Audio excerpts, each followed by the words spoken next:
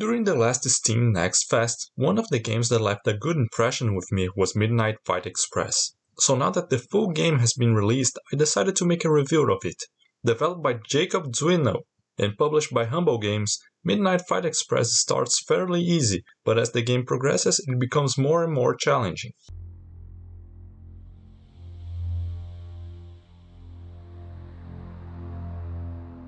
The game starts with the amnesic main character being interrogated by cops over the chaos of the previous night, in which a drone contacts the player and recruits him to defeat a horde of criminals rampaging during the night in the city.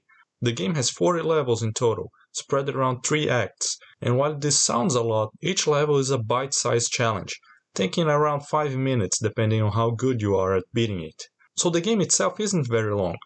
The levels being short is explained by the game's focus on replayability.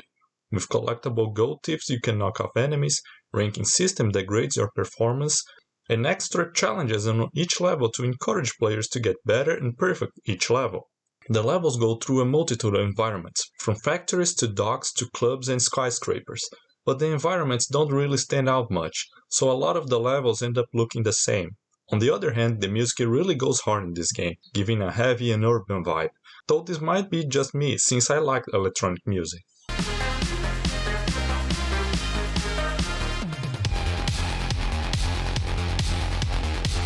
Crowd control is essential in this game. On the first few levels you don't really notice that since the enemies fall quickly and rarely block or repel your attacks, but as you progress the amount and difficulty of the enemies rises quickly, and getting caught in their midst will end in your death. So you will need constant movement going back and forth between defense and attack, using as much skills and weapons as possible to beat them. You start the game with very simple attacks, but as you progress you'll earn skill points that you use to unlock more attacks, weapons, counters, holds, and finishers. Due to how hectic the game can be, getting the hang of the combat might take a while, since the timing and the animations for some of the more elaborate moves and finishers can let you open for attacks.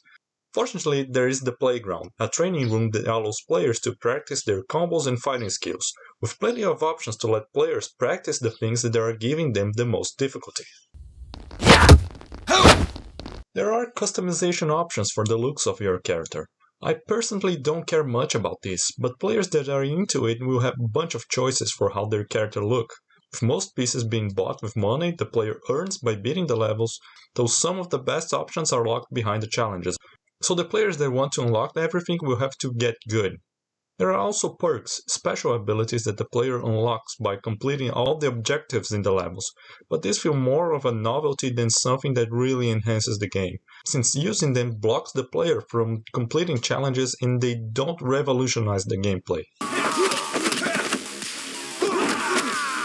The ranking system of the game incentivizes variation on the way you kill enemies, but the way it tracks by showing you numbers and multipliers doesn't help much in telling how well you will rank at the end of the level. You can tell that big numbers good, but you can't tell if the numbers will translate into an A or an S rank. There is also a combat assist system in place, similar to the Batman Arkham games. So the first time I played I sometimes went to crazy directions during combat. Fortunately, you can tune the sensitivity to your liking, so after an adjustment I could play without control being taken away. One last problem is that some of the challenges are not very clear, which ends up wasting your time by making you repeat them just because you didn't beat the challenge in the specific way it was meant. Back when I played the demo, I thought of this game as a fun beat-em-up, but as I was playing the full game and started to really dig into its systems, I realized that Midnight Fight Express is actually a character action game. The way the game reinforces the idea of perfecting each level, with challenges and ranks, and gives you lots of options to finish opponents to rack the points, with a training room for practice and the loading screens of the game even telling you to keep it stylish, makes it very clear that this is not just a beat-em-up, even if character action games can be seen as a subset of the genre. It is the isometric camera combined with the more restricted moveset and lack of flashiness associated with character action games that ends up fooling people into thinking that this game is just a beat-em-up. So with that said, if you go into this game with a simple beat-em-up mentality, you'll probably have a good time. The game offers a good challenge but never feels unfair, with lots of moves and a good soundtrack. But if you come to the character action game, be prepared for a brutal game that throws you into some situations that makes S ranking and unlocking everything in it feels frustrating sometimes, with not as many moves and possibilities that other games in the genre provides, though it can still provide a good entertainment for players looking to scratch that itch.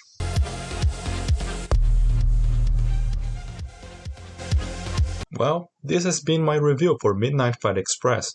If you agree or disagree, leave a comment below and I'll see you in the next video.